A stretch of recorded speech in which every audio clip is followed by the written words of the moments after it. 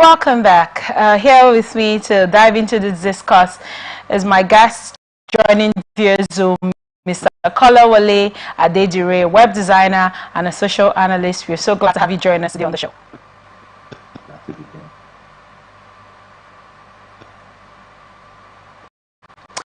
Now we go right into it. In Lagos State, government silence months after teacher's sodomist case. 2 months after a 10-year-old pupil of Blessed Peace School in Egbeda, Alimosho local government area of Lagos State was allegedly sodomized by his teacher, the Lagos State government has yet to disclose the findings of its investigation.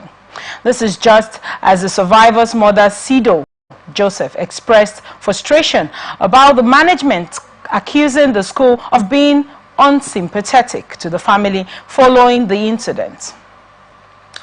The suspect, Prosper Lewis, allegedly lured the survivor to a location on October 18, 2024, under the pretense of taking him to a spelling bee and art competition, promising that he would win millions of naira and potentially travel abroad. Although Lewis has been remanded in prison until January 2025, when the case is scheduled to be heard, the state government's investigation into the circumstances surrounding the incident, particularly within the school premises, remains unknown, despite the promise of an investigation.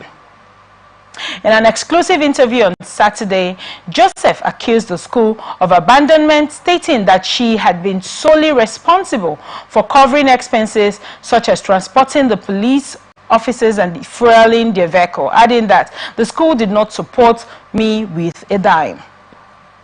She further added that although the principal had accompanied her during the trial, she was dissatisfied with how the school handled the matter, particularly its failure to provide information about the teacher and his background. During an earlier interview, the proprietress, who declined to disclose her name, said the teacher has already been detained and is no longer at the school. That's all we know about the matter for now. He is no longer employed with us. Our correspondents' further questions were ignored before the call ended abruptly. Follow-up messages sent via WhatsApp were also unanswered. Meanwhile, the spokesperson for the Ministry of Education, Mr. Kayode Sutton, informed our correspondent that the relevant department had been notified and an investigation would commence. Now that we know this, we have forwarded the information to the appropriate authorities, especially the Office of Education Quality Assurance. They will take immediate action and investigate and visit the school, Sutton had stated. Mr. Kolawole, what are your thoughts on this story?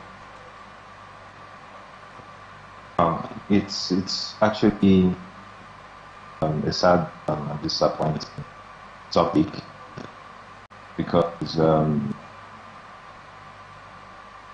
don't even know where to begin. I think that parents send their kids to study, to learn, and it happens to their child. To make it worse, you don't get the follow-up, you don't hear any information about what has happened to the person, that is the teacher in this case, that has committed the crime. Now, it's a common thing in this part of the world, and it's sad, even as a Nigerian myself, when crimes such as this are perpetrated by people in schools, if I may say.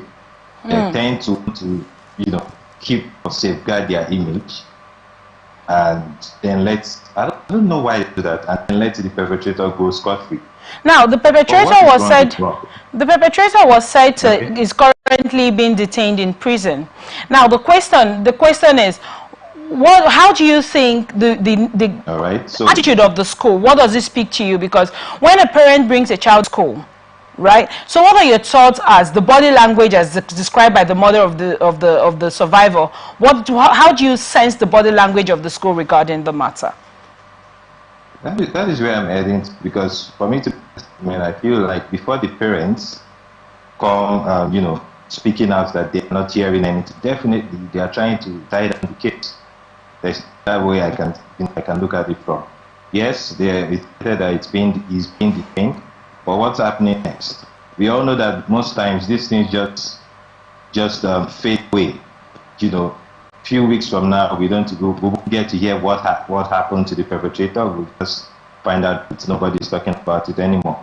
And these parents would also probably get tired of, speaking up when nobody's listening. So I feel like these people should be made scapegoats. And in scapegoat, I mean you should let people know what is going on, carry them along, carry the parents along, carry Nigerians along. All right. Because this is a funny situation at all. It's a funny situation. And also, when we talk about sodomy, it's a part of, a man having intercourse with a man, as it's meant to be, as it's said to be according to the LGBTQ community. Now, when this happened in Nigeria, we have a 14-year sentence for people that engage in gay activities, right? What are your thoughts as regards to how we handle rape of a minor as a people on one hand, and the second question, or on the other hand, what are your thoughts as regards the growing sphere of the way LGBTQ and the gay community is growing in Nigeria, despite the fact that the government has said there is a 14-year prison sentence for people that practice such? That is a fantastic question, and it's not clear enough even for me speaking to you, because we know our Nigeria has openly said that we do not what's this word used now? We do not accept the existence of quote. And now you find out that people are doing these things, sodomizing man, which is, and then you have a teacher sodomizing a kid. Now it's wrong, and in as much as we keep telling ourselves it's wrong, we try to feel or understand that maybe it's not just natural, maybe it's a psychological thing, and we should not be too harsh with people that are in this mix. But then when you come to things like this, when it happens between an adult and a child, that is a different case entirely, if you ask me. Because now, when you have two adults, you can say maybe there's consent. I mean, at the end of the day, it's their business. But when it happens to a minor and someone who is an adult, that there should be no excuses at all, because there is no consent in between. It should be cancelled immediately. I think Nigerians need to we need to make these laws pretty clear, so that people that commit these crimes will know what they are getting into, and so that the laws can also, hit them harder, so things like this will not happen. Now, in the event of most of the people talking about this 14 years, are there known people that have actually served this 14-year sentence for practicing same-sex relationships that you know about? Personally, I do not. Just like I said in my first statement, we find out that these things just fade away, And I'm not going to be a prophet of doom or be a prophet at all, but if you watch this case and you follow it, you'll find out that you just don't hear anything anymore. And that's where it gets sad, because now the people that commit these crimes are not held accountable, and it keep happening because they are not paying the price for their crimes. Right. Now you've hammered on things fading away. When this happens, we're used to the normal pattern where the justice system doesn't really carry out in a way where these people are actually sentenced and they actually serve time for their crimes. Now, where do you think we have bodies like what's it called? Ministry of Women and Children Affairs, we have the Violence Against People's Policy and Act, we have the Child Rights Act. How do you think those can come in? Because it's difficult, like you said rightly, that the voice of the mother alone is amplified in this. How do those bodies come in to help the woman amplify her voice in a way that it will be heard, and cases like this would have some sentencing that, dissuades other people from committing such? Right. I think just those organizations you mentioned, right, should make it their business, make it their sole business to take up issues like this. I feel like when you have 2 or 3 organizations take this much, like as the mother has spoken out, you reach out to the mom, you find out the information that she has with her, and you make sure you follow up these cases. I feel like there would be a result. I mean, there are countries, I think it was China, I'm not sure, but cases of rape are much more held. I mean, it's a really strong justice system there. You either have your, stuff cut off, because I mean, if you don't have it, you can't rape anymore, as sad as it sounds. But when such judgment is being made in places like that, you see that such perpetrations don't come to life anymore. Right. So even if we are not doing that, let's just make sure we see end to these things. Are you vying for the capital punishment for rapists?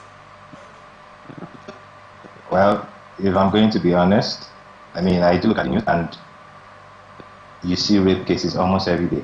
So I wouldn't say no to that, but at the same time, we're humans. I feel people can be given second chances, but then I just feel like we can find a way around it and make sure these things don't happen. And one way to make sure it doesn't happen is make these people pay for their crimes. Now, when you talk about people should be given second chances, I want to tell you briefly about a story of some people that were sentenced a few days ago. Now, two men, two gay people went ahead to adopt two boys, right, in Georgia, and they were raping these boys and equally sending out these videos of this assault, as it were, to people that purchased them, right? On Tuesday, they were sentenced to 100 years in prison. Now, do you think 100 years is good enough time for someone to have a rethink and say, okay, this thing I did was wrong?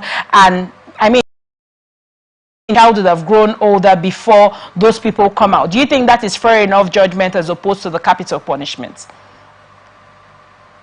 That is a good start, if you ask me, because I mean, it's not a death, it's not a capital punishment like that, but that's a good start. Now the trauma has been done to the kid. Who knows what will happen to just right? But it's sad.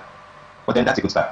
Right. Yeah, that's a good start. Right. So one more before we leave this topic to the next one.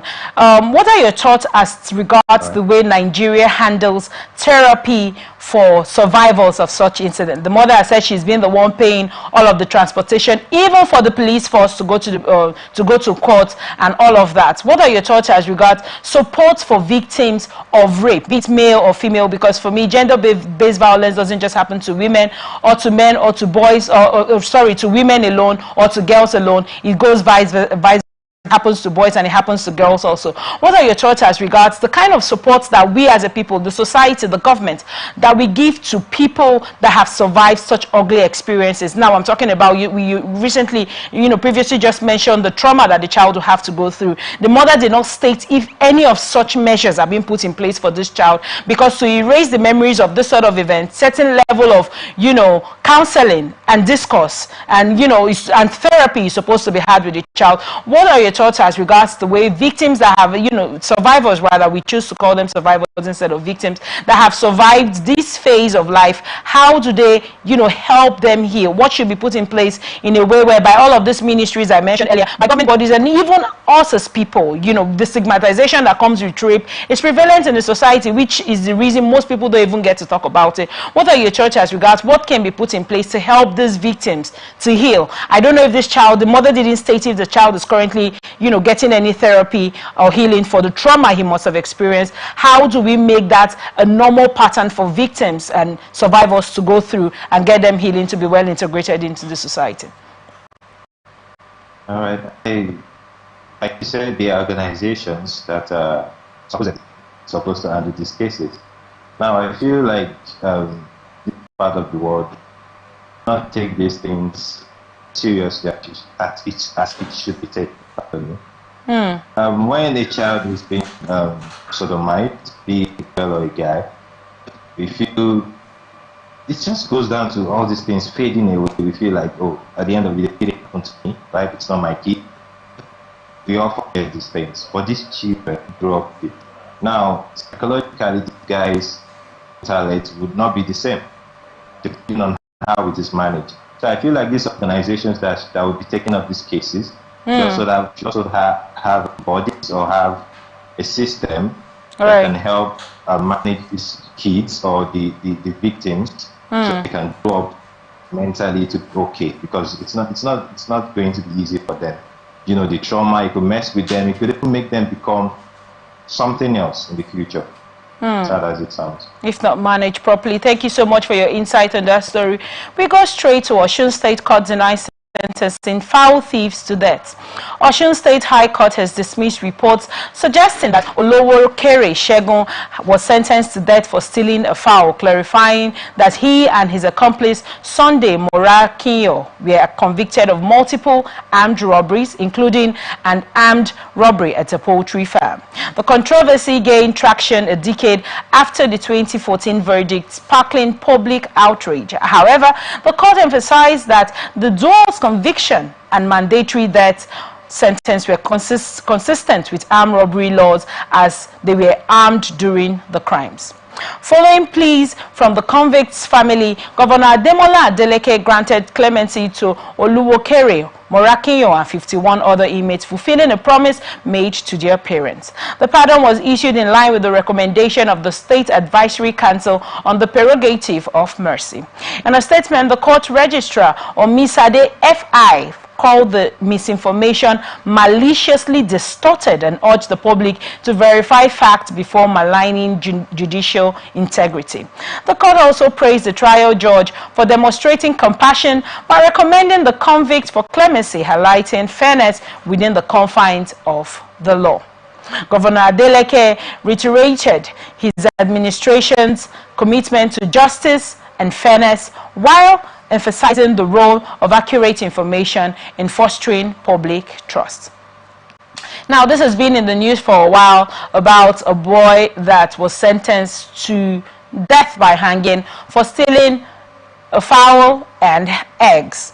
Right, it's been in the news for a while. His mother came out to make a lot of noise about it and subsequently pleaded with the governor of Osun State, Governor Adeleke, to grant this boy clemency to let him go. Now, this child was arrested when he was 17 at the time, and he's been there for 10 years, which makes it about, 27 years. He's currently 27 years.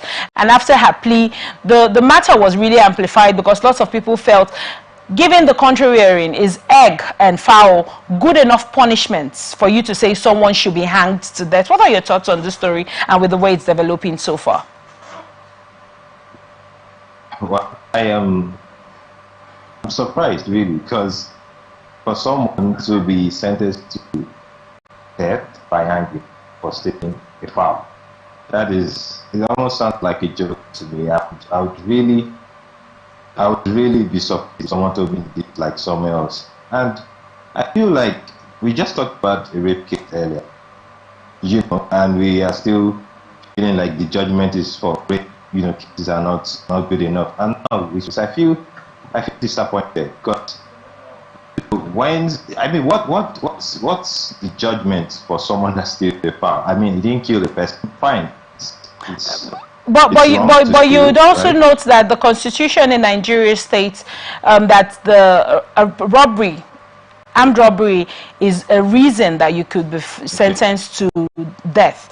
But that same constitution in Section B equally mentioned that pregnant women and minors are exempted from that. Now, note that this guy, when this crime was committed, was 17, and now you can hear the court saying that they are being maligned and the story has been blown out of proportion, rather, because the boy was armed. What are your thoughts in that regard? Do you think this story was blown out of proportion, given that I just mentioned that the Section B of the part of the law did state that minors, and in Nigeria, 17 years is still a minor, as it were?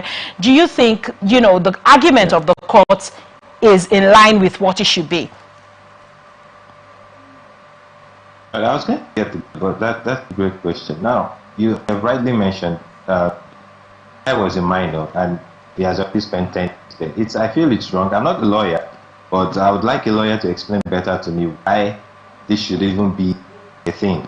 Because he was a minor, as you have rightly said, he should have been given a different judgment. And I feel even if he's not a minor, I feel fine, they were caught with arms, but we were not told.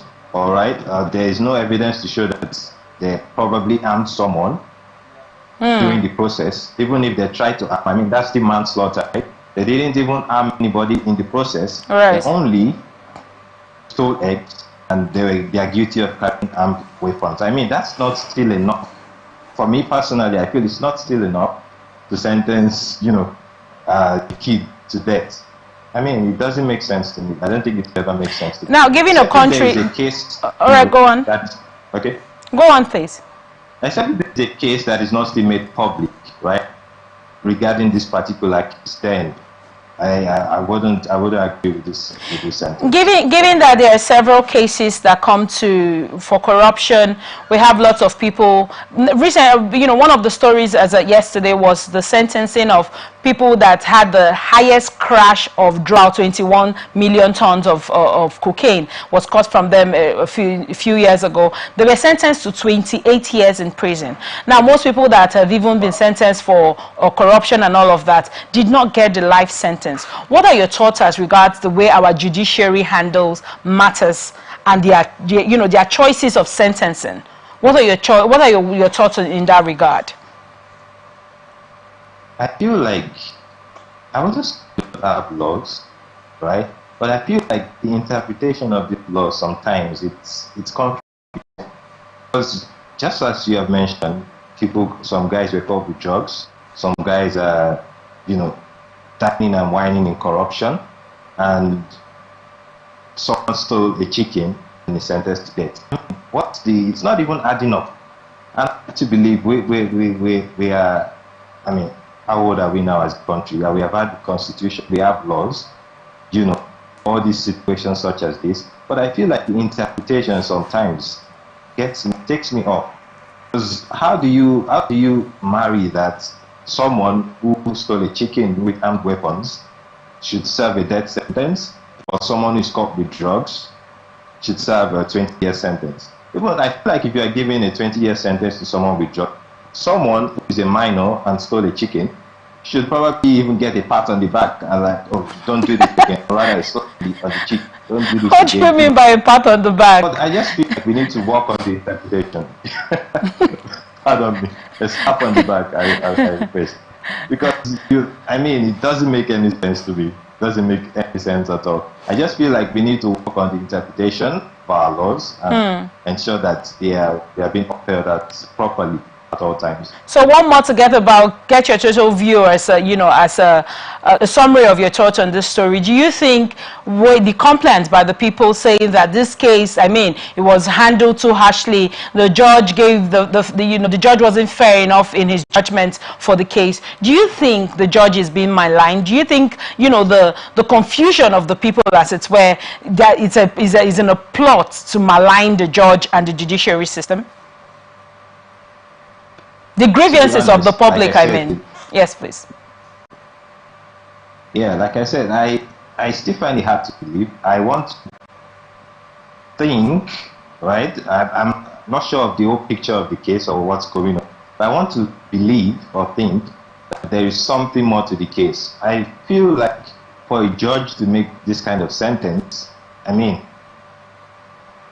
don't want to say, he doesn't know what he's doing, but there has to be more to it for him to make it for him to sentence a minor to death by hanging for this kind of case. So I feel like people crying out is valid. I feel like even guys spending 10 years already it's not even fair. I forgot to mention he spent 10 years. I forgot to mention that he spent 10 years in Kirikiri maximum prison. That was where he was sentenced. Wow. You're right. This is quite surprising. Very surprising, to be honest.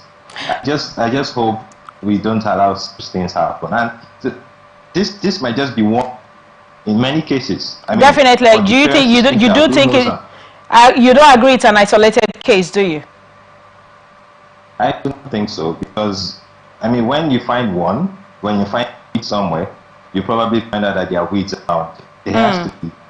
I don't think it's just this case. I'm sure if I find similar cases such as this, might not be, for a foul, but something as, minute as this have been I don't even know what to say, to be honest. Do you think the problems, do you think such things, to be checked in. what are your thoughts as regards like a reform in our judicial system on the one hand, and secondly, do you think whatever reforms we do will make, or whatever, if we say the reforms for the judges on one hand, and also do you think we should look closely into our constitution and how those laws are being implemented in these cases? Do you think that's a good direction that would help reduce cases like this? Because like you rightly said, this is not an isolated case.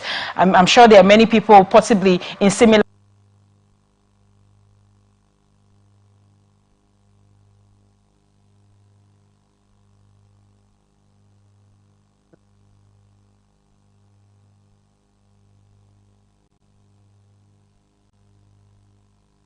Hello, can you hear me?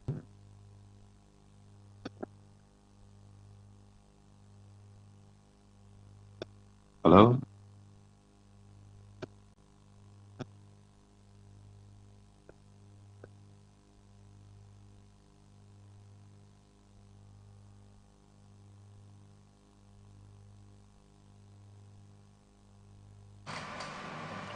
Can you hear me? Yeah, I can hear you now. Okay. Can you hear me? Yes. I think we had a little glitch earlier. Please pardon me. Do you think that the reforms in the court is going to help this, reforms in the judiciary rather, is going to help this matter? Yeah. The judges get more clarity, and people in the judiciary get more clarity as regards the way they interpret the Constitution. Yes, I believe the reform would make changes. I mean, if we have been doing something the same way for a long time and we haven't gotten good results, it's only right that we a few things here and there to make things better. We can't keep doing the same way and expect the same, different results. So I feel like a reform, checking the Constitution again would be a good, ensuring that our judges are doing the right things. I don't know if there's a system to check them or to check these cases, and most importantly, like a means of a checkmate. I want to encourage, yes, and I want to encourage people to also speak out. I mean, the guy has spent 10 years there. I don't know. I'm not blaming the parents. Don't get me wrong, but I think they should have spoken out a bit more earlier. I don't know if they did and just didn't hear. I feel people should try and speak out. Thank God for social media. Come out and speak so people can hear, people can, come gather together and raise our voices together, because I think this kind of situation is really sad and it shouldn't happen to any minor out there. All right. Thank you so much for your insight on that one. We are grateful to Governor Ademola Adeleke for this, for granting clemency and letting the boy and 51 others go. We'll go on a short break, and when we get back, we'll go right into the remaining of our stories. Please stay with us.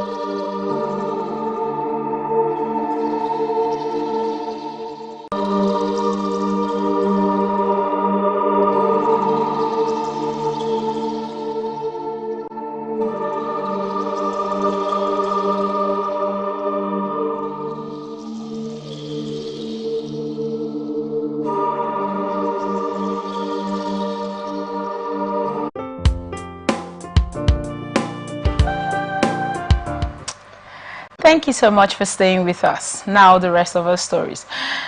A child abuse, man rapes impregnates 16-year-old in Ogun State. One Akim Samonu has been arrested by the Ogun State Police for allegedly deflowering and impregnating a 16-year-old teenager.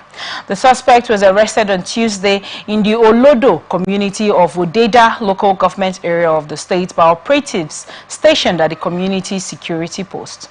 The victim's mother, who identified as Christiana, told the police that Akim raped her daughter and threatened the teenager to keep it a secret back in October of 2024. Christiana also said the daughter kept it away from her until sudden changes in her behavior began to show. The state police spokesperson, Chief Superintendent Omolola Oduntola, said the victim hid the incident from her parents until the complainant noticed unusual signs on her body. She then confided in her mother, revealing that the suspect had forcibly raped her, causing her to lose her virginity, and had threatened her not to tell anyone. However, medical reports revealed she was 8 weeks pregnant, with the pregnancy said to be a result of the crime. The suspect has been arrested and detained. Further investigation will take place once the case is transferred to the State Criminal Investigation Department, Odutola added.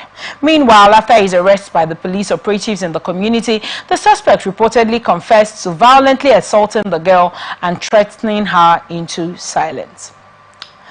This is we just talked about rape a while ago, but the angle I want us to look at this story from is the role of parents in a way that children are open enough to have discourse with their parents. You see from the story that the girl was unable to talk to her mother because she was warned. Now, how do parents go about it? And I previously forgot to mention in the previous story as regards the rape, it wasn't the little 10-year-old boy that mentioned to his parents that he was being raped. Now, the teacher that committed the sodomy on the boy, he was trying to repeat the act with another student who went home and told his parents, this teacher is trying to do ABCD thing to me. And the parents were like, oh no. They went to the school, and it was during the confrontation at the school, a teacher said, and this other small boy is usually very close to that man, let's talk to him. It was when they went over there to speak to that boy, the boy said, oh yes, the man does that sort of thing to me also. How do you think parenting has relinquished to the point that children are unable to talk to their parents? All right. The issue of rape gets me sad most of the times, and like I said, it's something here almost every day in part of the world. I mean, it's a global problem.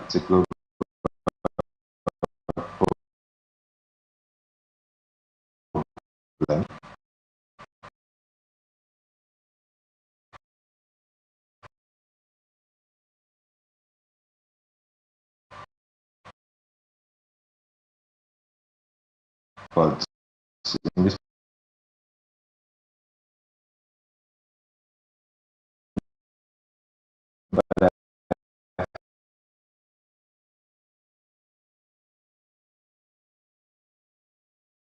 well,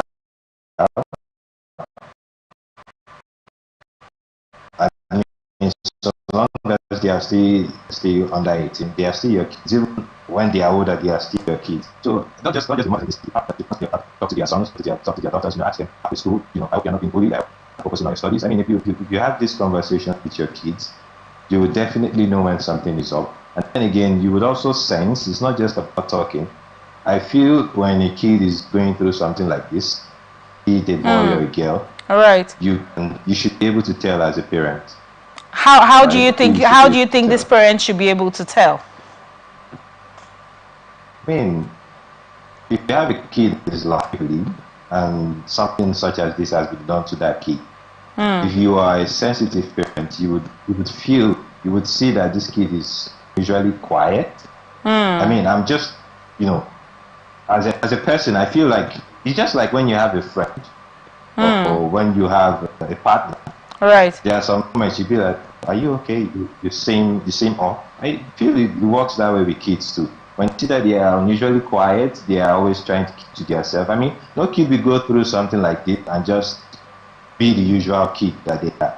right? They always feel either want to keep alone, or they won't speak out as they used to. You know, I feel at the end of it, they just ask them questions. It could be even if they are going to boarding schools or day schools, when they get back from school on weekends, when you go out, you ask them questions, even at home. Okay, how is school? I hope nobody maltreating you. I mean, we are going through a lot to pay for fees for our kids. The least we can do is know how they're doing in school. And once in a while, you go to their schools, to school as well. You look around and make sure it's soft to stand up for yourself. I feel like if we are doing this checks and balance, be able to tell. I mean, it doesn't really take away the issues, really, but at least to be able to tell on time when such issues happen. Now you talked about going to the school and talking to the parents. Given the extent at which they help, some parents do 4 businesses, some parents are not around. Parents even now currently take jobs from long distance. Now, in our traditional sense, as we were back, so many years ago, we had people say when they get married, the men go to the farms, or the men do the hard work, as it were. The women stay at home with the children, cater to the children, provide feeding and all that, shelter and love for the children.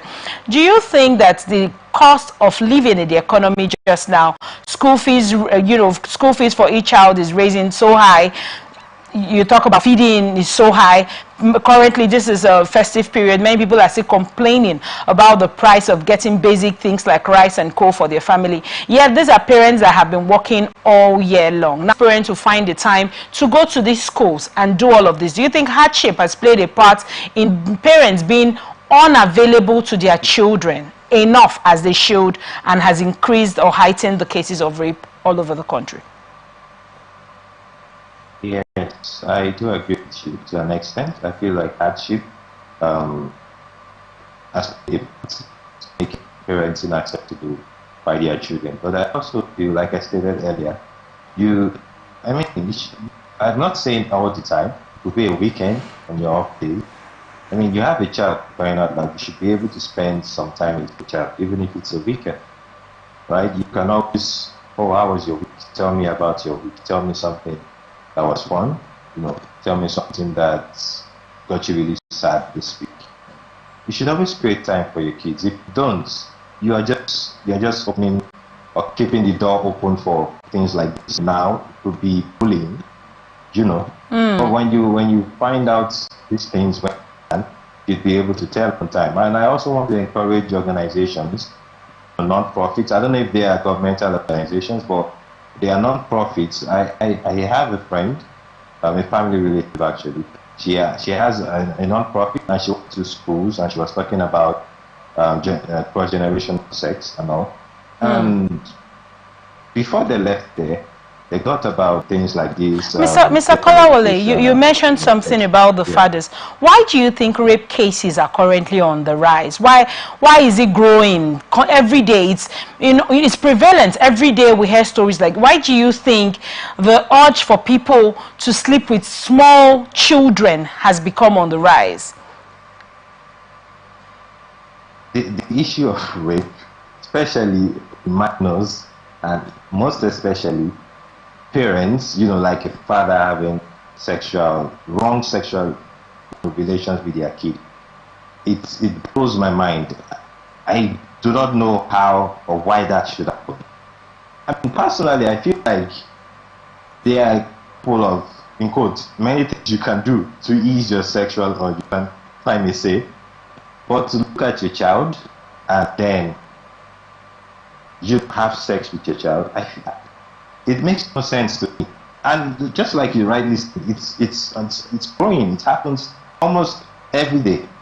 So I don't see why parents would do this. Now, it's a different case when you even say a teacher or a random person, or maybe it's an adult. That's another case. They'll be like, oh, consent, or there is no consent. Rape is a tricky situation when it's between adults. What it's with a minor, a father and a child, it just takes me to a place where I'm confused. That's why I feel like these laws should be much more stringent on cases such as this. So what sort of sentence do you think should be put in place for rapists? You previously mentioned possible castration. Do you think that would help in stopping other people from going into this sort of act of raping children? And you also like to know the other things. Says 14 years, right? The 14 years is actually 14 years is actually for, you know, the gay law that was put in place. The gay bill was 14 years if you practice same-sex relationships, sexual relationships, as it were. Now, the Minister of Women Affairs a week ago was really vying for the capital punishment for rapists. Today, you earlier suggested castration as a means. Do you think if all this come into play depends on the critical nature of the offense while it was committed? If it was, you talked about the rape with, you know, an adult having, of course, the man has already said, yes, I did it. Yeah, do you think castration is going to hinder other people, or the death sentence, as it were, will hinder other people from committing similar crimes to children and women and men? Because some men equally get raped. All right. Yeah. You know, capital punishment is in vogue. The rate will drop. Naturally, it will drop, because when you try to check and balance, oh, if I rape now, I'm gonna be sentenced to death. You will most definitely not want to do it, or you might still possibly do it, but when you are caught, you face the capital punishment. Right. And just like I have been saying, you rightly mentioned, when it's between adults, I'm not saying it's a lesser crime, but I feel like when it's with a minor, there should be no corners around it. I would even push for the capital punishment in such cases. When it's with a grown-up or an adult, you can say, okay, maybe there's consent, or we can give this. Now, one more thing, I need to ask you one more thing before we wrap this this story up.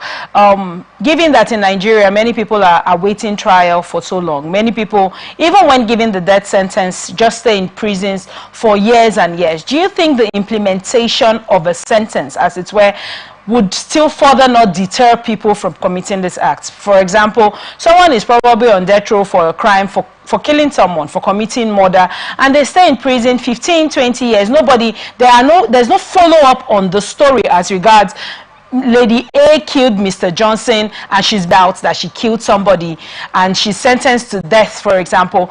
The day for the act, you know, in itself to be carried out, whether it's by hanging, whether it's by firing squad, as the Constitution says, when that is not carried out, do you think people look at it and say, it's still the normal system, I don't think I'm going to go ahead or be killed for it? Do you think the delay in judgment being granted or being carried out as it was given by the judiciary, do you think that would, in a way, make people still feel like, me too, I might just stay in prison for a long time, I might not be killed? Do you think that would also be a reason where someone would say, and because we didn't hear about the follow-up on this case, it's still going to be okay? I think it could be a reason, it could play a part in making them feel, you know, we are not serious. But just like I said in the beginning, we need to take these things more seriously. We need to define our laws. We need to ensure and enforce the laws properly. I don't see a reason why someone who is sentenced to death is still in the prison. You know, it builds up unnecessary. I mean, the prisons become overcrowded. Right. You know, I feel like once it's been proven, you know, beyond reasonable doubt, and the person is guilty, and the sentence is given, then it should be followed up. Should be followed up swiftly. Thank you so much for your insight on that one. In Kogi State, man lures friends to cemetery, slits his throat. 19-year-old cybersecurity student of Confluence University of Science and Technology, Usman Tijani, is fighting for his life after a harrowing attack by his friend Abdul Maskwek Musari, who lured him to a burial ground, robbed him and slit his throat in an attempt to kill him. The incident occurred on December 24, 2024 at the Adavi burial ground in Kogi State. Osman, who runs a point-of-sale POS business, had trusted Musari unaware of his malicious intent. According to family sources, Musari convinced Osman to follow him to the burial ground, where he ambushed him, stole 200,000 and then violently attacked him. A distraught family member, Zainab, Ayoshwahi recounted the gruesome murder, describing the shock and devastation it caused the family. "My nephew was dragged into the bush, robbed and butchered by someone he considered a friend. He is now in critical condition, undergoing surgery in Lokoja," she said, adding a plea for justice. Osman was discovered hours later, barely alive, by rescuers in New Zango, a Davi local government area. He was rushed to a reputable hospital where medical personnel are working tirelessly to save his life. Even though Musari fled the scene following the attack, prompting a manhunt, thanks to the swift action of local vigilantes and security team under the leadership of the executive chairman, Adavi Local Government Honorable Bashiru, the suspect was tracked down in a neighboring community in Ekiti State. Suleiman Abdul Razak, Senior Special Assistant to Adavi Local Government Chairman, praised the coordinated effort of the security forces in apprehending the suspect. This heinous act has shocked the community. The security team wasted no time in pursuing and capturing the perpetrator, he stated. The suspect has now been handed to the police for on this story, Mr. Kolawole. Wow, I'm actually sad with a kind of story. I mean, killing another friend. I think the guy is still struggling for his life. Yes, he's still struggling. If I get the story right, yeah, about 200,000 naira. Yes, is that even worth the life of someone? I don't know how we got to this place. Do you think people have become so inhuman? You know, some days ago there was the news of a man that kidnapped his supposed best friend and took 50 million naira from his family. Took 30 million from the man first, which the man gave him to purchase an apartment. He took that money because he had spent that money. He kidnapped this man, killed him, and asked the guy's family for ransom, and still got an extra 20 million naira. Do you think people have become greedy because of hardship, or is just man inhumanity to man?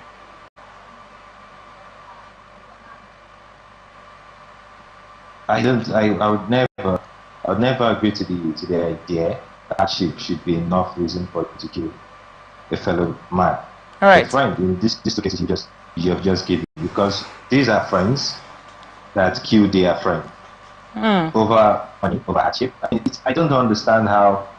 I don't know if it's a personal thing, but killing a chicken is, I find it traumatizing, if I use that word, because you grab a fellow human being, you have the right to live as well.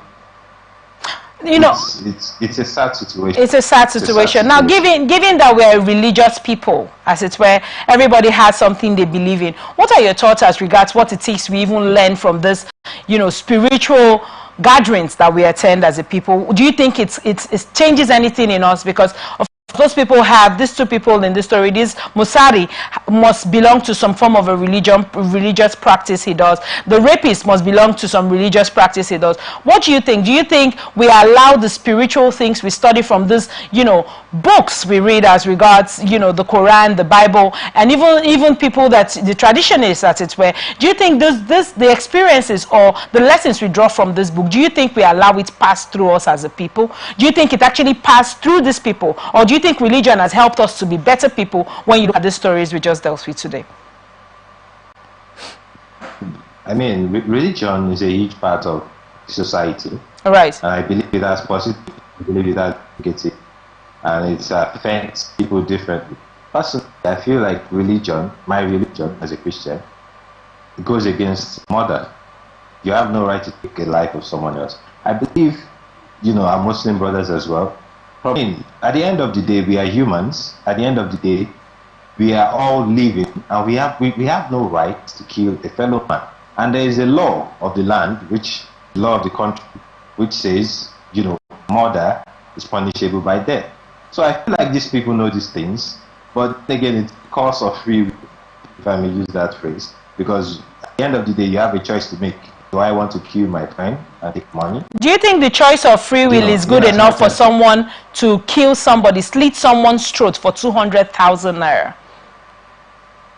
Yeah, that's why I said it's a choice, because it's wrong, right? But you still make that decision to go ahead and kill someone, to go ahead and kidnap a friend and extort his family and kill him. That's your choice, even in as much as you know it's wrong. And at the end of the day, you want to live a happy life. It makes no sense to me. Because now I don't know what kind of life such person wants to live. It's really confusing. The guy is still on the run. He's been arrested. He's currently been arrested. I really thank you so much, Mr. Kolawole, for your insight on this story. It's been an amazing time with you today. This is where we wrap it up on this episode of Atlantic Society Watch. Mr. Kolawole Adedire has been here dropping hot insight on these issues. Thank you so much, Mr. Kolawole, for being with us here in the studio. Thank you very much for having me. My name is Otaria Benjamin. You can follow us on all our ATN socials. We are open for advert placement, news and events coverage, personality, society and political views, product service promotion and commercials. You can connect with us on all our ATN socials on Facebook and YouTube, Atlantic Television Network, on Instagram and TikTok, Atlantic TV Network 1, on Twitter, we are on Atlantic TV Net. Watch us live on our website, www.atlanticnetwork.tv. Remember, peace is priceless. And peace and unity are the pathways to progress. Thank you so much for watching. I am Otaria Benjamin. Please stay with us.